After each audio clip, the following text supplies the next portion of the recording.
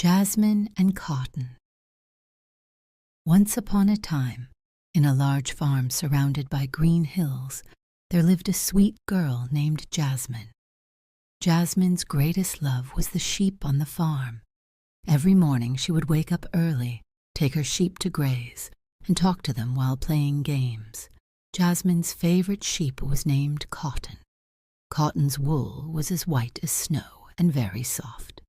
Wherever Jasmine went, Cotton would follow her. One day, at sunrise, Jasmine set off towards the green hills to graze her sheep.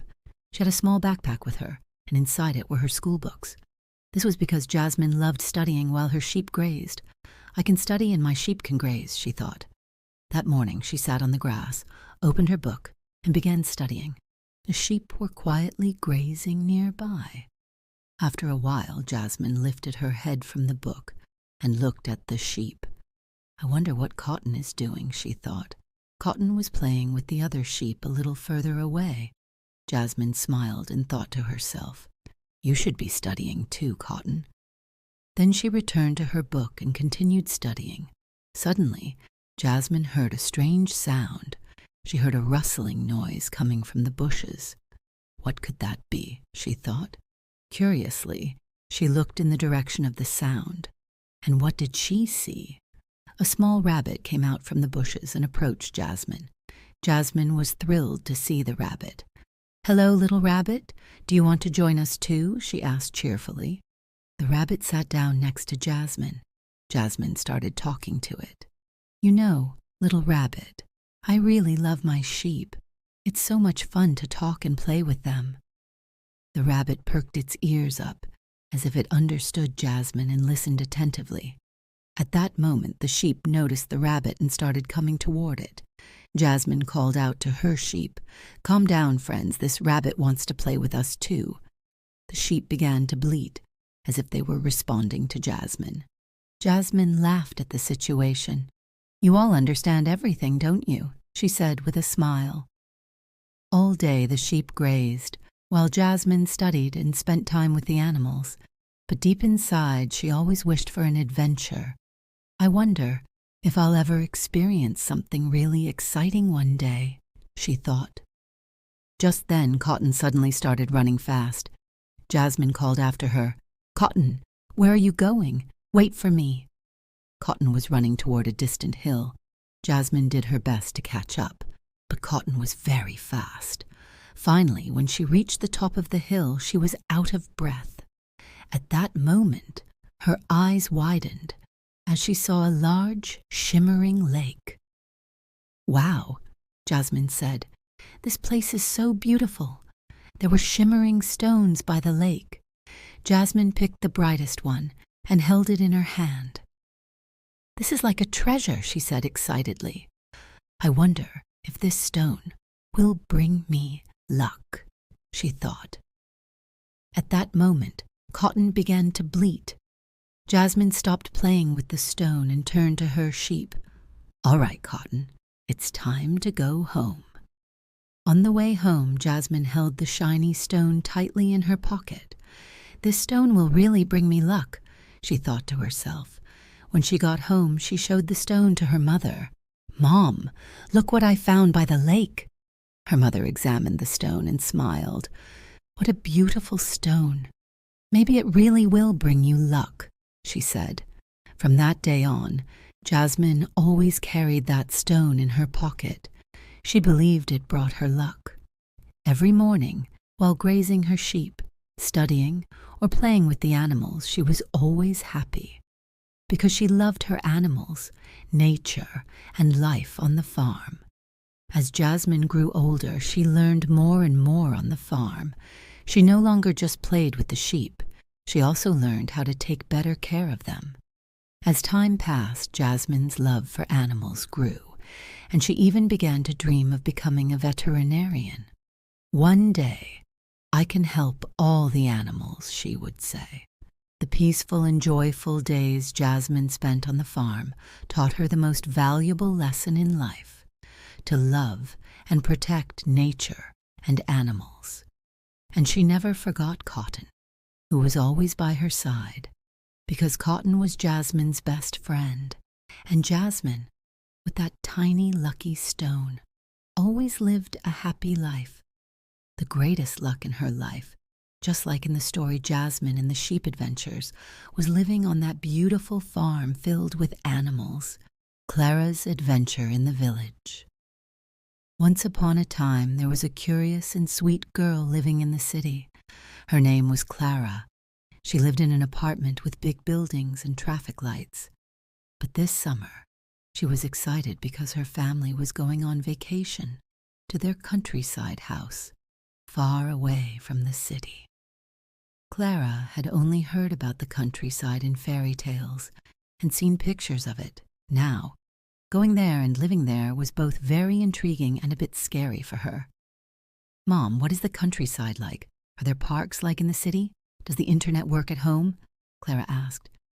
Her mother smiled and said, "You'll see. The countryside is a whole different world. There are trees, fields, and animals there. Believe me, you're going to have a lot of fun." Clara wasn't sure exactly what to expect, but she was ready for the adventure. After a long journey, they arrived at the countryside. As soon as Clara got out of the car, she looked around. The sky wasn't gray like in the city. It was a clear blue.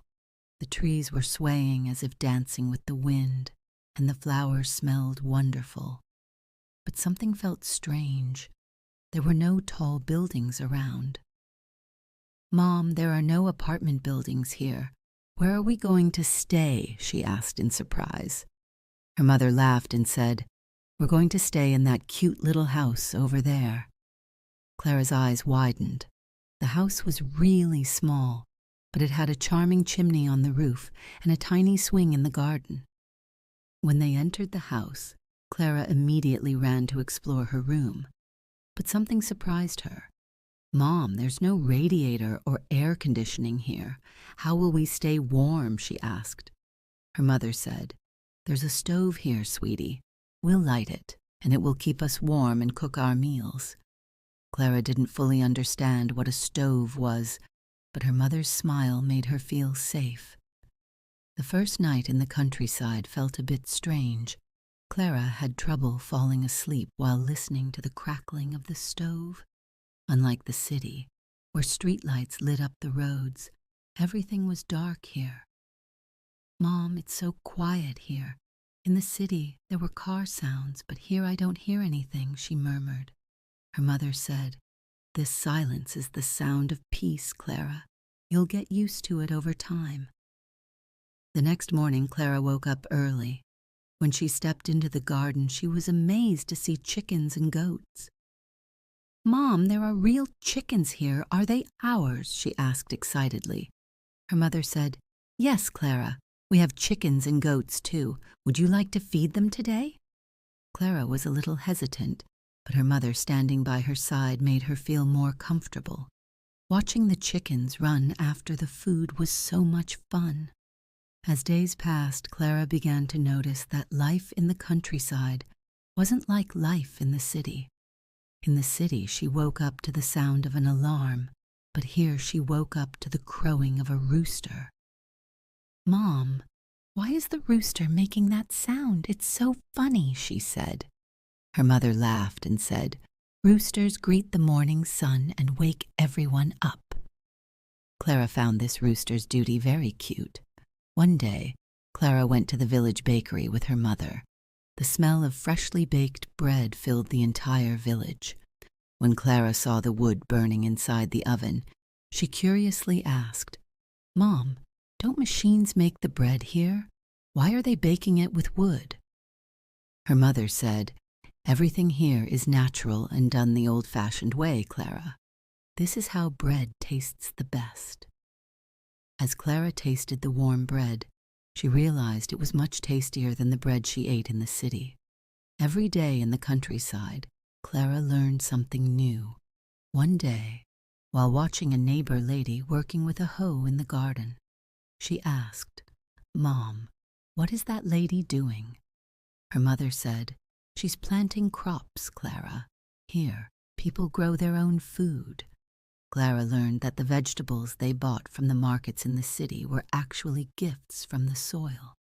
The people in the village were very kind to Clara, too. Every day, a neighbor would show her something new. One day, they taught her how to milk cows, and another day, they showed her how to pick fruit from the garden. As Clara saw how everyone in the village helped each other, she began to understand the differences between the city and the countryside more clearly. "Mom, we barely know our neighbors in the city, but here everyone knows each other," she said. Her mother replied, "Yes, Clara, in the village, everyone is like family. They all help each other." As the holiday came to an end, Clara thought about everything she had learned in the village. She had learned how to light the stove, fed the chickens, and understood how difficult but rewarding it was to grow vegetables in the garden. But the thing she loved most about the countryside was waking up every morning to the sounds of nature. "Mom, life in the countryside is so different but so beautiful," she said. Her mother smiled and said, "I'm glad you learned that, Clara. Now when we return to the city, you can tell your friends all about what you learned here." As Clara left the village, a voice inside her said, "We'll come back to the village for the next holiday." Because now, the countryside wasn't just a vacation spot for her. It was a world full of new discoveries and adventures. And so ends the story of Clara's adventure in the countryside. But the village always held a special place in Clara's heart.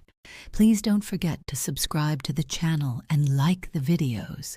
Once upon a time, in a small and charming village, there lived a sweet boy named Jack. Jack's favorite thing was to play in the forest.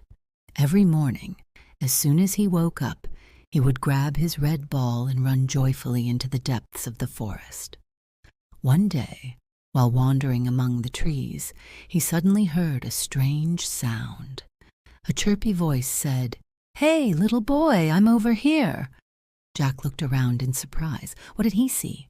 A tiny fairy with wings was flying in front of him, sparkling as she smiled sweetly at Jack. "Hello, Jack," said the fairy. "I am the Wish Fairy. Today I have come to grant your wishes. I will give you 3 wishes. Whatever you wish for will come true." Jack's eyes widened in excitement. "Really?" he asked eagerly. 3 wishes? Can I wish for anything I want?" The fairy nodded and smiled. "Yes, anything you want, but think carefully and choose your wishes wisely." Jack immediately began to think. 3 wishes? What could his first wish be? After a moment of thought, a big smile spread across his face. "My first wish," Jack said, "is to find a treasure, gold, jewels. I want a huge treasure." The fairy waved her wand, and lights began to swirl around them. In an instant, Jack found himself standing in front of a cave. The cave's entrance was enormous, and the path inside was dark, but a bright light was shining from within. Jack eagerly went inside, and what did he see? A huge treasure chest, filled with gold and diamonds, gleaming brightly. Jack clapped his hands in delight. Wow, a real treasure! But as he stepped toward the treasure, he realized something. What was he going to do with so much treasure? The gold and jewels were nice, but playing with his friends and spending time with his family was far better. He understood that his wish wasn't quite what he had hoped for. The fairy came to Jack and asked, "Did this treasure truly make you happy?" Jack thought for a moment and shook his head. "No, not really. It's not as important as I thought. Now I want to make a more fun wish." The fairy smiled. "Then make your second wish." Jack squinted as he thought. Then his eyes sparkled. "My second wish is to fly. I want to soar through the sky like a bird." The fairy waved her wand again, and Jack slowly began to rise into the air. As he flew higher, his feet touched the clouds. The wind blew against his face, and he glided through the sky like a bird. Below him, the village and the forest looked tiny. "Wow," Jack said. "Flying is amazing. It feels like the whole world is beneath my feet. But after a while, Jack started to feel tired. Flying was fun, but he missed the feeling of his feet on the ground. He wanted to come back down. The fairy noticed this and gently brought Jack back to the ground. Flying was nice, Jack said, but now I miss feeling the earth beneath my feet, the fairy smiled. Sometimes the simplest things are the ones that make us happiest, she said. You have one wish left. What will you wish for?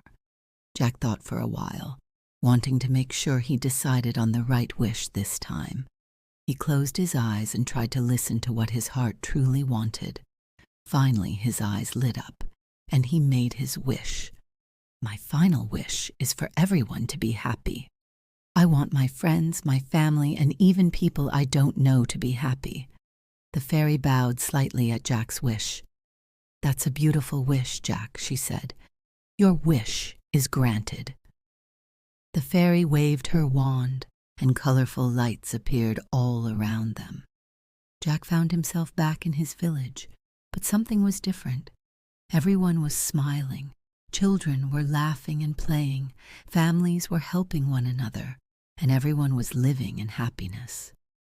Jack felt a warmth in his heart. The fairy came to him and said, Remember, Jack, true happiness grows even bigger when you help others to be happy too.